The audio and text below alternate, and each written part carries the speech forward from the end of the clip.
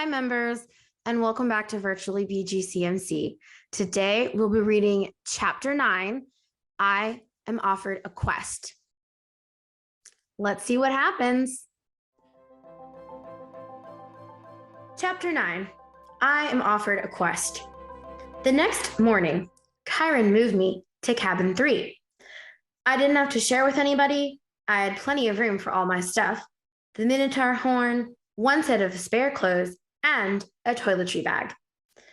I got to sit at my own dinner table, pick all my own activities, call lights out whenever I felt like it, and listen to nobody else. And I was absolutely miserable. Just when I started to feel accepted, to feel like I had a home in Cabin 11, and I might be a normal kid, or as normal as you can be when you're a half-blood, I had been separated out, as if I had some rare disease. Nobody mentioned the Hellhound, but I got the feeling they were all talking about it behind my back. The attack had scared everybody. It sent two messages. One, that I was the son of the sea god, and two, monsters would stop at nothing to kill me. They could even invade a camp that had always been considered safe. The other campers steered clear of me as much as possible. Cabin 11 was too nervous to have sword class with me after what I'd done to the Ares folks in the woods. So my lessons with Luke became one-on-one. He pushed me harder than ever and wasn't afraid to bruise me up in the process.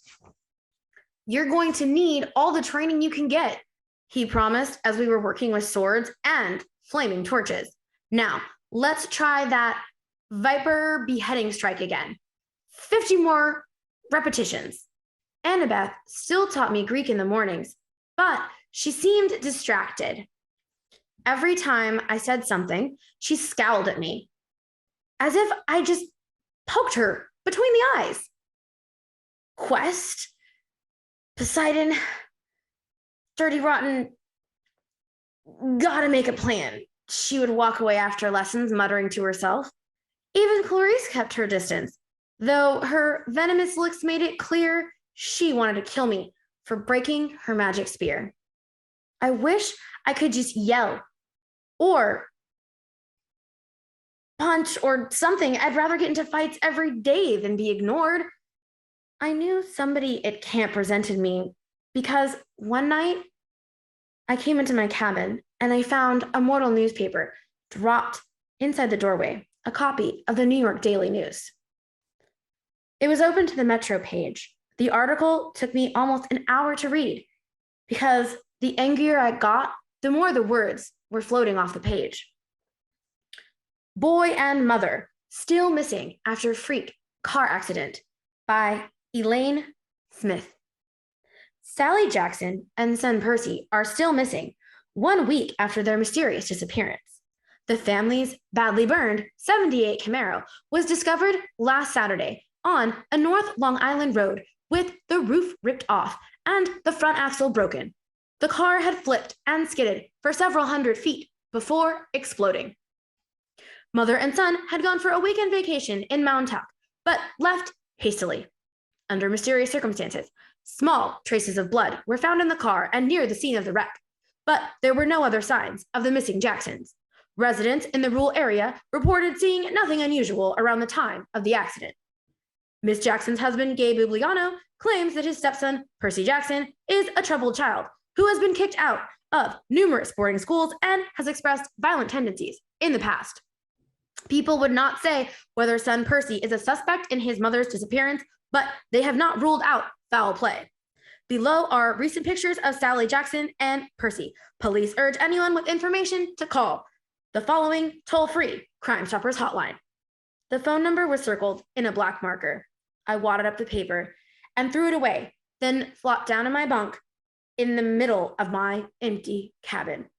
Lights out, I muttered to myself miserably. That night, I had my worst dream yet. I was running along the beach in a storm. This time, there was a city behind me, not New York. The sprawl was different.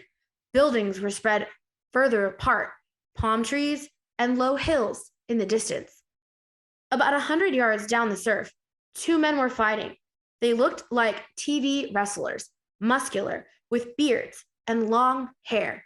Both wore flowing Greek tunics, one trimmed in blue, the other in green. They grappled with each other, wrestled, kicked, and headbutted. And every time they connected, lightning flashed, the sky grew darker, and the wind rose. I had to stop them. I didn't know why, but the harder I ran, the more the wind blew me back, until I was running in place, my heels digging uselessly in the sand. Over the roar of the storm, I could hear the blue-robed one yelling at the green-robed one, "Give it back!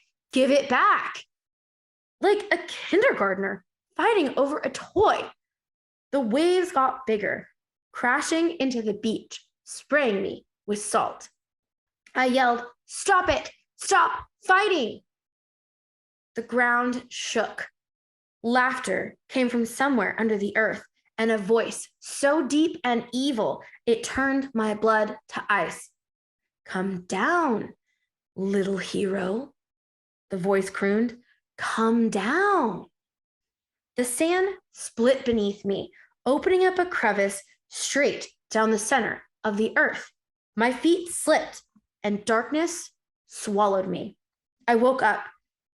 Sure, I was falling. I was still in bed in cabin 3. My body told me it was morning, but it was dark outside, and thunder rolled across the hills. A storm was brewing. I hadn't dreamed that. I heard a clopping sound at the door, a hoof knocking on the threshold. "Come in?" Grover trotted inside, looking worried. "Mr. D wants to see you." "Why?"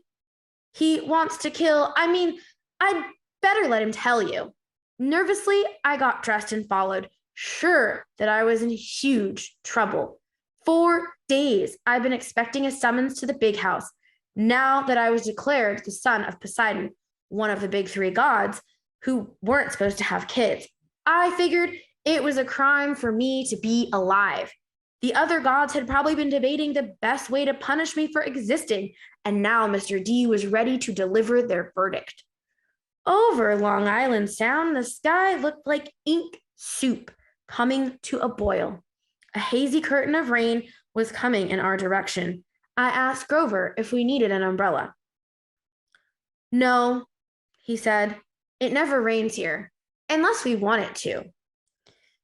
I pointed at the storm. "What the heck is that, then?" He glanced uneasily at the sky. "It'll pass around us. Bad weather always does." I realized he was right.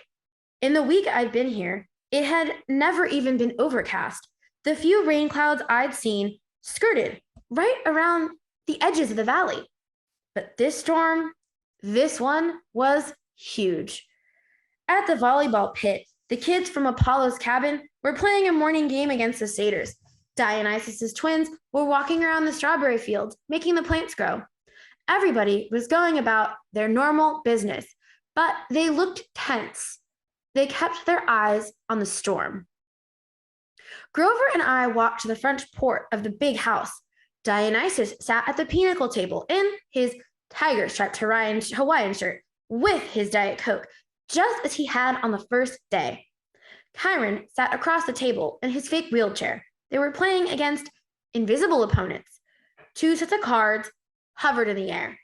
"Well, well," Mr. D said without looking up. "Our little celebrity." I waited. "Come closer," Mr. D said, "and don't expect me to kowtow to you, mortal, just because old Barnacle Beard is your father." A net of lightning flashed across the clouds. Thunder shook the windows of the house. "Blah, blah, blah," Dionysus said. Chiron feigned interest in his pinnacle cards.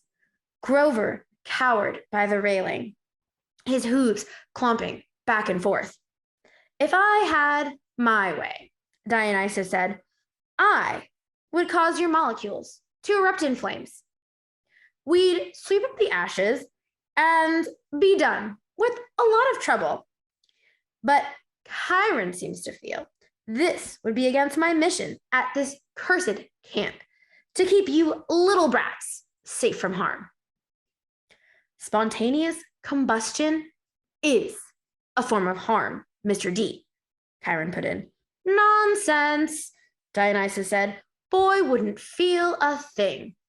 Nevertheless, I agreed to restrain myself. I'm thinking of turning you into a dolphin instead and sending you back to your father. Mr. D, Chiron warned. Oh, all right, Dionysus relented. There's one more option, but it's deadly foolishness. Dionysus rose, and the invisible player's cards dropped to the table. I'm off to Olympus for the emergency meeting. If the boy is still here when I get back, I'll turn him into an Atlantic bottlenose. Do you understand? And Percy Jackson, if you're at all smart, you'll see that's a much more sensible choice than what Chiron feels you must do. Dionysus picked out a playing card, twisted it, and it became a plastic rectangle. A credit card? No, a security pass. He snapped his fingers. The air seemed to fold and bend around him. He became a hologram, then wind, and then he was gone, leaving only the smell of fresh pressed grapes lingering behind. Chiron smiled at me, but he looked tired and strained. Sit, Percy, please. And Grover. We did. Chiron laid his cards on the table, a winning hand that he hadn't gotten to use. Tell me, Percy, he said. What did you make of the hellhound? Just hearing the name made me shudder. Chiron probably wanted me to say, heck, it was nothing. I eat hellhounds for breakfast. But I didn't feel like lying. It scared me, I said. If you hadn't shot it, I'd be dead. You'll meet worse, Percy. Far worse before you're done. Done? With what? Your quest, of course. Will you accept it? I glanced at Grover, who was crossing his fingers. Sir, I said, you haven't told me what it is yet. Chiron grimaced. Well, that's the hard part. The details. Thunder rumbled across the valley. The storm clouds had now reached the edge of the beach. As far as I could see, the sky and the sea were boiling together. Poseidon and Zeus, I said, they're fighting over something valuable, something that was stolen, aren't they? Chiron and Grover exchanged looks. Chiron sat forward in his wheelchair. How did you know that? My face felt hot. I wished I hadn't opened my big mouth. The weather since Christmas has been weird. Like the sea and the sky are fighting. Then I talked to Annabeth, and she'd overheard something about a theft, and I've also been having these dreams. I knew it, Grover said. Hush, satyr, Chiron ordered. But it is his quest.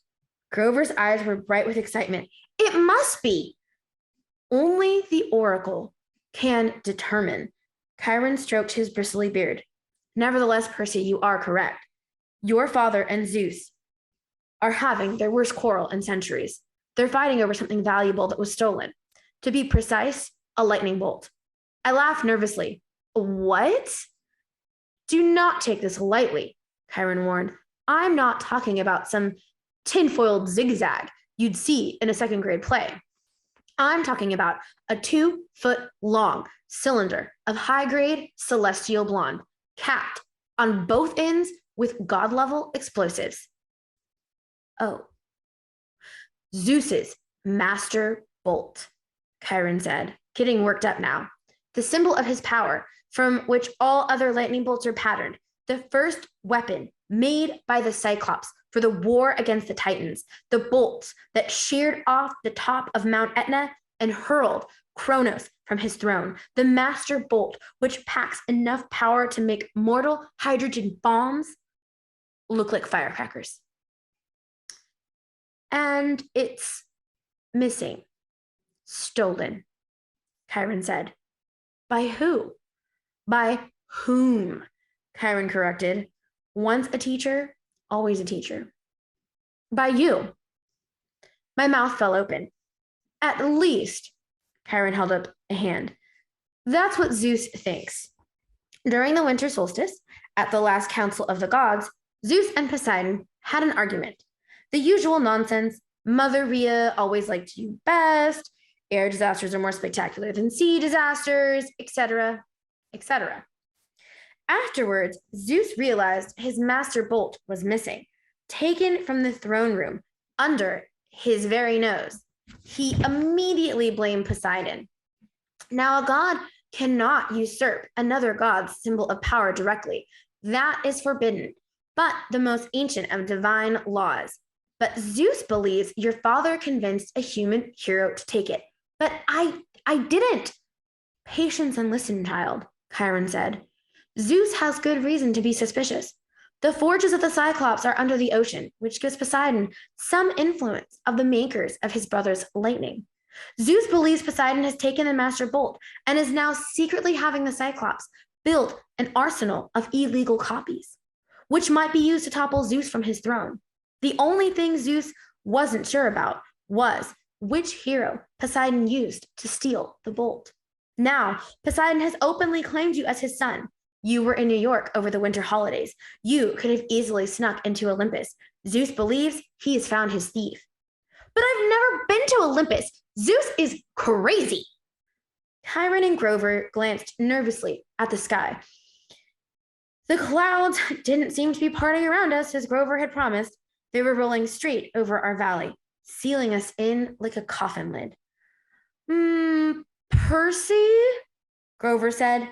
We don't use the C word to describe the Lord of the Sky. Perhaps paranoid, Chiron suggested. Then again, Poseidon has tried to unseat Zeus before. I believe that was question 38 on your final exam. He looked at me as if he actually expected me to remember. Question 38. How could anyone accuse me of stealing a god's weapon? I couldn't even steal a slice of pizza from Gabe's poker party without getting busted. Chiron was waiting for an answer. Something about a golden net, I guessed. Poseidon and Hera and a few other gods. They trapped Zeus and wouldn't let him out until he promised to be a better ruler. Right? Correct, Chiron said, and Zeus has never trusted Poseidon since. Of course, Poseidon denies stealing the master bolt. He took great offense at the accusation. The two have been arguing back and forth for months, threatening war, and now you've come along, the proverbial last straw. But I'm just a kid. Percy, Grover cut in, if you were Zeus, and you already thought your brother was plotting to overthrow you, and then your brother suddenly admits he had broken the sacred oath he took after World War II, that he's fathered a new mortal hero who might be used as a weapon against you, wouldn't that put your toga in a twist? But I didn't have anything to do with it. Poseidon, my dad, he didn't really have this master bolt stolen, did he? Chiron sighed. Most thinking observers would agree that thievery is not Poseidon's style, but the sea god is too proud to try convincing Zeus of that. Zeus has demanded that Poseidon return the bolt by the summer solstice. That's June 21st, 10 days from now. Poseidon wants an apology for being called a thief by that same date. I hope that diplomacy might prevail, that Hera or Demeter or Hestia would make the two brothers see sense. But your arrival has inflamed Zeus's temper. Now neither god will back down unless someone intervenes, unless the master bolt is found and returned to Zeus before the solstice. There will be war. And do you know what a full-fledged war would look like, Percy? Bad, I guessed. Imagine the world in chaos, nature at war with itself, Olympians forced to choose sides between Zeus and Poseidon, destruction, carnage, millions dead, Western civilization turned into a battleground so big it will make the Trojan War look like a water balloon fight. Bad, I repeated. and you, Percy Jackson, would be the first to feel Zeus's wrath. It started to rain. Volleyball players stopped their game and stared in stunned silence at the sky. I had brought this storm to Half-Blood Hill. Zeus was punishing the whole camp because of me. I was furious.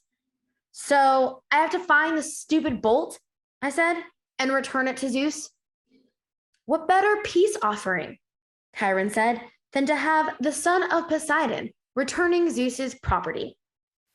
If Poseidon doesn't have it, where is the thing? I believe you know. Chiron's expression was grim. Part of the prophecy I had years ago, well, some of the lines make sense to me now. But before I can say more, you must officially take up the quest. You must seek the counsel of the oracle. Why can't you tell me where the bolt is beforehand? Because if I did, you would be too afraid to accept the challenge. I swallowed. Good reason. You agree then? I looked at Grover, who nodded encouragingly. Easy for him. I was the one Zeus wanted to kill. All right, I said. It's better than being turned into a dolphin. Then it's time you consulted the oracle, Chiron said. Go upstairs, Percy, to the attic. When you come down, assuming you're still sane, we will talk more. 4 flights up, the stairs ended under a green trap door. I pulled the cord. The door swung down and a wooden ladder clattered into place. The warm air from above smelled like mildew, rotten wood, and something else. A smell I remember from biology class. Reptiles. The smell of snakes. I held my breath and climbed. The attic was filled with Greek hero junk. Armor stands covered in cobwebs, once bright shields pitted with rust. Old leather steamer trunks plastered with stickers saying Ithaca, Circe's Island, and Land of the Amazons. One long table was stacked with glass jars filled with pickled things, severed, hairy claws, huge yellow eyes, various other parts of monsters. A dusty mounted trophy on the wall looked like a giant snake's head, but with horns and a full set of shark's teeth. The plaque read, Hydra Head Number 1, Woodstock, New York, 1969. By the window, sitting on a wooden tripod stool, was the most gruesome memento of all, a mummy. Not the wrapped in cloth kind, but a human female body shriveled to a husk. She wore a tie-dyed sundress, lots of beaded necklaces, and a headband over long black hair. The skin of her face was thin and leathery over her skull, and her eyes were glassy white slits, as if her real eyes had been replaced by marbles. She'd been dead a long, long time. Looking at her sent chills up my back, and that was before she sat up on her stool and opened her mouth. A green mist poured from the mummy's mouth, coiling over the floor in thick tendrils, hissing like 20,000 snakes. I stumbled over myself, trying to get to the trap door, but it slammed shut.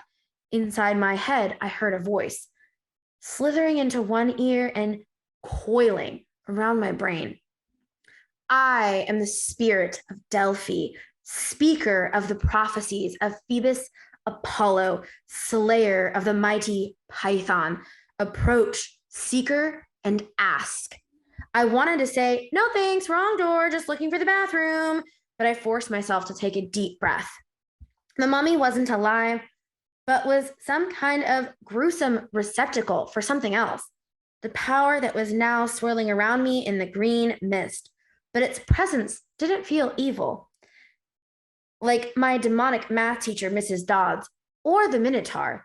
It felt more like the 3 fates I'd seen, knitting the yarn outside the highway fruit stand. Ancient, powerful, and definitely not human, but not particularly interested in killing me either. I got up the courage to ask, what is my destiny? The mist swirled more thickly, collecting right in front of me and around the table with the pickled monster part jars. Suddenly, there were 4 men sitting around a table playing cards. Their faces became clear. It was Smelly Gabe and his buddies. My fists clenched, though. I knew this poker party couldn't be real. It was an illusion, made out of mist. Gabe turned toward me and spoke in the rasping voice of the oracle. You shall go west and face the god who has turned.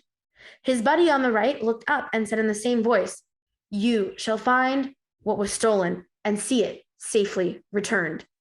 The guy on the left threw in 2 poker chips and then said, You shall be betrayed by one who calls you a friend.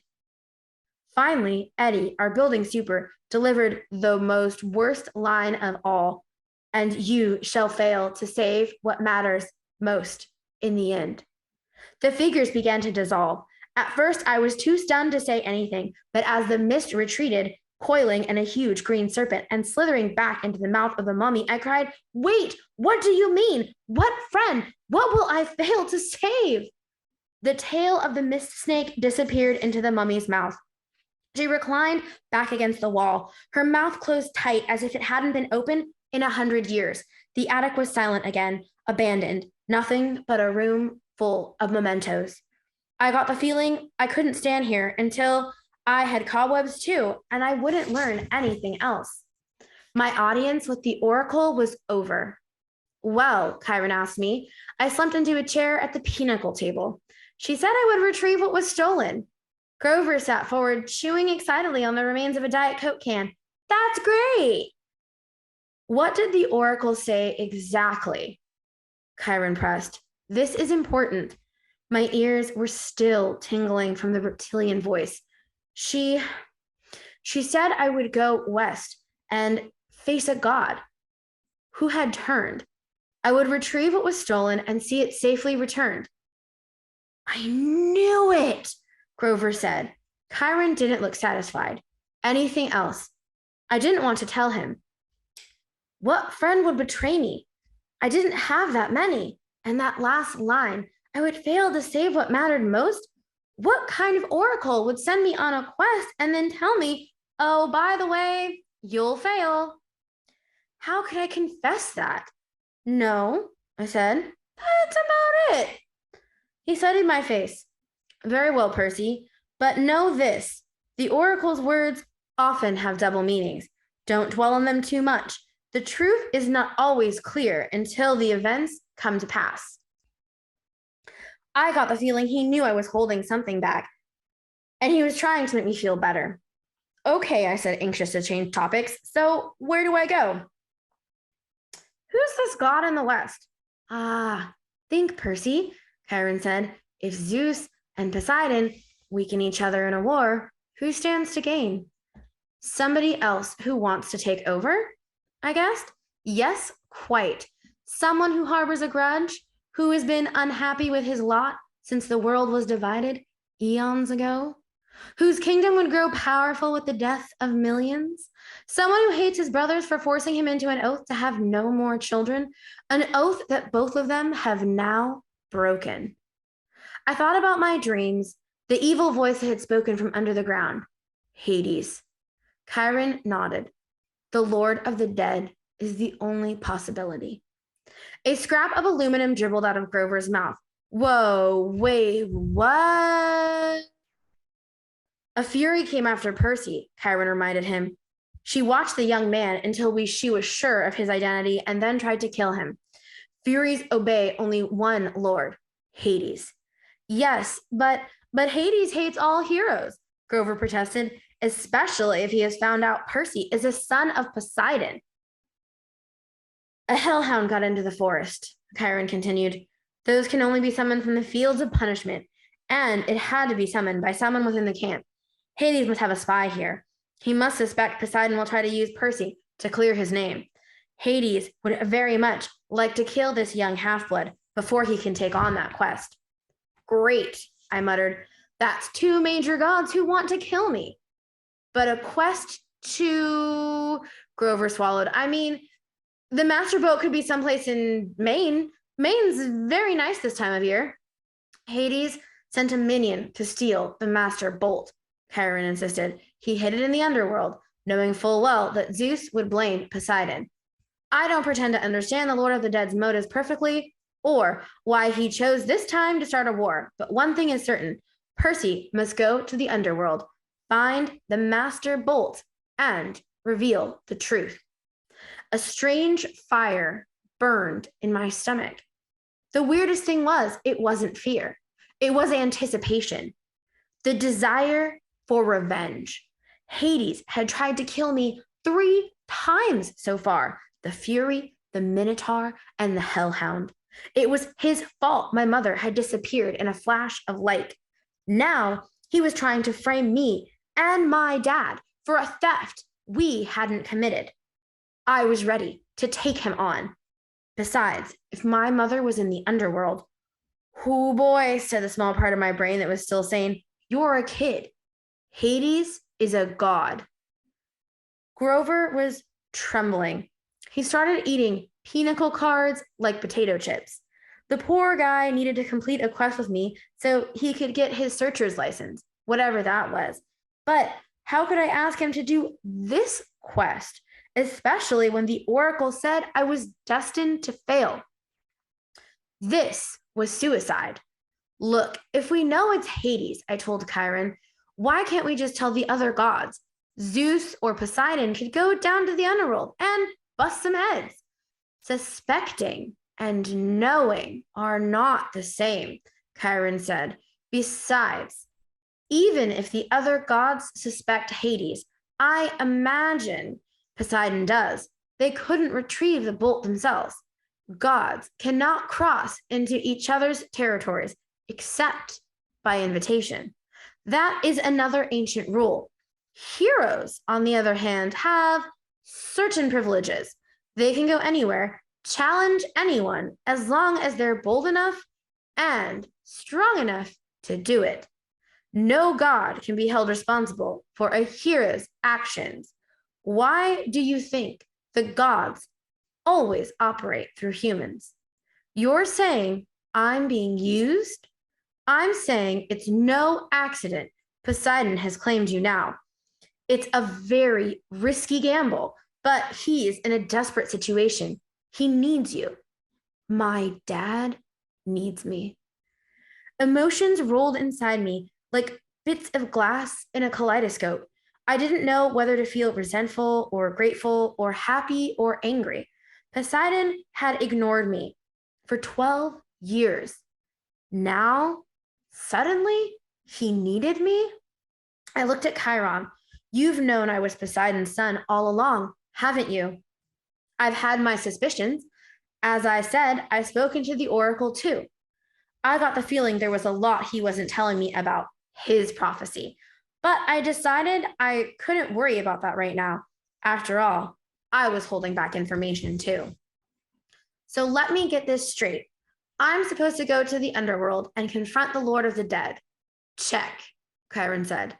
"Find the most powerful weapon in the universe." "Check." "And get back to Olympus before the summer solstice in 10 days. "That's about right." I looked at Grover, who gulped down the ace of hearts. "Did I mention that Maine is a very nice this time of year?" he asked weakly. "You don't have to go," I told him. "I can't ask that of you." "Oh," he shifted his hooves. "No, it's just that satyrs and underground places, well..." He took a deep breath, then stood, brushing the shredded cards and aluminum bits off his t-shirt. "You saved my life, Percy. If you're serious about wanting me along, I won't let you down." I felt so relieved I wanted to cry, though I didn't think that would be very heroic. Grover was the only friend I'd ever had for longer than a few months. I wasn't sure what good a satyr would be against the forces of the dead, but I felt better knowing he'd be with me. "All the way, G-Man." I turned to Chiron. "So, where do we go? The oracle just said to go west." "The entrance to the underworld is always in the west. It moves from age to age, just like Olympus. Right now, of course, it's in America." "Where?" Chiron looked surprised. "I thought it would be obvious enough. The entrance to the underworld is in Los Angeles." "Oh," I said, naturally. "So we get on a plane?" "No!" Grover shrieked. "Percy, what are you thinking? Have you ever been on a plane in your life?" I shook my head, feeling embarrassed. My mom had never taken me anywhere on a plane. She always said we didn't have the money. Besides, her parents had died in a plane crash. Percy, think, Chiron said. You are the son of the sea god. Your father's bitterest rival is Zeus, lord of the sky. Your mother knew better than to trust you in an airplane. You would be in Zeus's domain. You would never come down again, alive. Overhead, lightning crackled. Thunder boomed. Okay, I said, determined not to look at the storm. So I'll travel overland. That's right, Chiron said. 2 companions may accompany you. Grover is one. The other one has already volunteered, if you will accept her help. Gee, I said, feigning surprise. Who else would be stupid enough to volunteer for a quest like this? The air shimmered behind Chiron. Annabeth became visible, stuffing her Yankees cap in her back pocket. I've been waiting for a long time for a quest, Seaweed Brain, she said. Athena is no fan of Poseidon, but you're going to save the world, and I'm the best person to keep you from messing up. If you do say so yourself, I said. I suppose you have a plan, wise girl? Her cheeks colored. Do you want my help or not? The truth was I did. I needed all the help I could get. A trio. I said, that'll work. Excellent, Chiron said. This afternoon, we can take you as far as the bus terminal in Manhattan. After that, you are on your own. Lightning flashed. Rain poured down on the meadows that were never supposed to have violent weather. No time to waste, Chiron said. I think you should all get packing. Okay, members, now that we've finished Chapter 9, I am offered a quest. I have 2 questions. Question number 1, what was stolen from Zeus? And question number 2, who is the suspected thief? I'll accept 2 answers for that question. If you know them, pop them in the comments below. And we'll catch you next time where we read Chapter 10, I Ruin a Perfectly Good Bus. Bye.